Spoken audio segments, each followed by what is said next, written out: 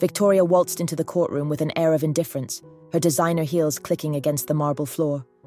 Draped in a tailored coat and oversized sunglasses, she looked more prepared for a fashion show than a legal hearing. Her attorney, visibly anxious, trailed behind her, whispering last-minute advice she clearly ignored. Before we dive deeper into this gripping story of accountability and transformation, tell us where you're watching from. And if you believe in the power of second chances and the lessons life can teach us, don't forget to like this video and subscribe for more thought-provoking stories.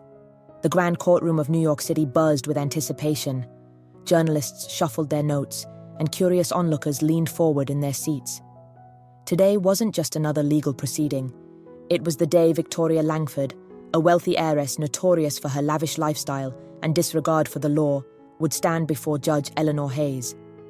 Judge Eleanor Hayes, a figure of unwavering integrity and sharp intellect, entered the courtroom moments later. The room fell into a respectful hush. In her late 50s, Judge Hayes commanded attention with her composed demeanor and piercing gaze, known for her firm yet fair rulings. The bailiff called the room to order.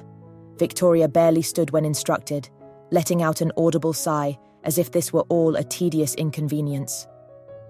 Judge Hayes's eyes locked onto Victoria's, measuring her carefully.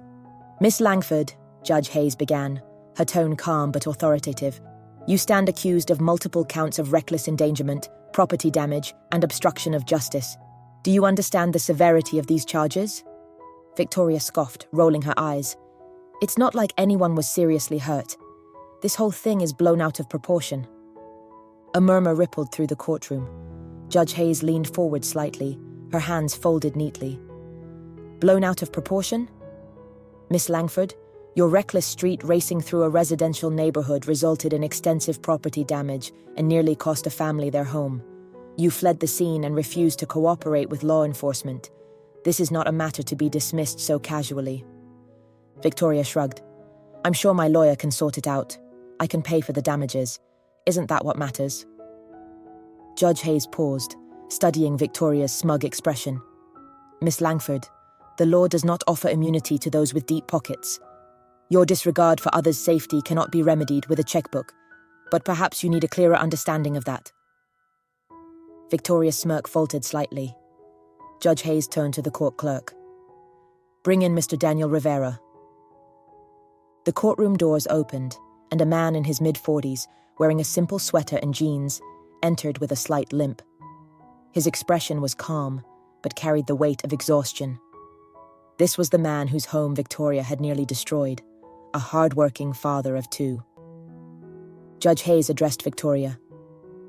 "Mr. Rivera's home suffered significant damage due to your actions. His children were inside when your vehicle crashed into their front yard. Would you like to explain to him why his family's safety was less important than your evening entertainment?" Victoria's mouth opened, but no words came out. She glanced nervously at her lawyer, who remained silent. Judge Hayes continued, her voice steady. "Miss Langford, it is evident that fines and typical sentencing would do little to impress upon you the gravity of your actions. Therefore, in addition to restitution for damages and a 6-month suspension of your driver's license, I'm sentencing you to 200 hours of community service at the very community center assisting families displaced by reckless acts like yours. You will report there starting Monday. Do you understand?" Victoria's face turned pale. "Community service? With those people?" Judge Hayes's expression hardened. "Yes, Miss Langford. Those people whom you endangered. You will listen to their stories, serve their needs, and perhaps finally comprehend the impact of your privilege-fueled recklessness. Failure to comply will result in a custodial sentence." Gasps echoed in the courtroom. Victoria's lawyer leaned in, urgently whispering, but Victoria could only nod, stunned into silence. Judge Hayes's gavel struck. "This court is adjourned." As the courtroom emptied, Daniel Rivera approached the exit, sparing Victoria a glance, not of anger, but of quiet disappointment. It was a look that unsettled her more than any punishment. That weekend, Victoria stood before the worn doors of the community center, designer coat replaced by a simple jacket. The center buzzed with activity, families receiving aid, volunteers distributing meals. For the first time, Victoria felt truly out of place.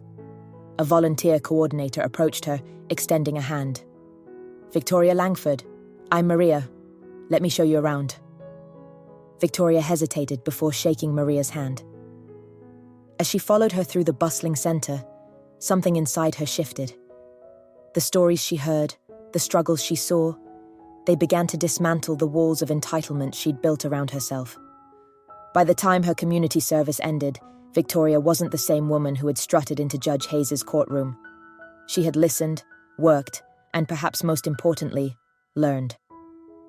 Months later, Victoria returned to that courtroom, not as a defendant, but to announce the launch of a foundation dedicated to road safety awareness and supporting victims of reckless driving. Judge Hayes, observing her, allowed herself a small nod of approval. Victoria had faced justice, but more importantly, she had found accountability. Now let us ask you, do you believe that privilege should shield someone from consequences? Have you ever witnessed someone learn a hard lesson that changed them for the better? Share your thoughts in the comments below, and don't forget to like and subscribe for more stories that challenge and inspire.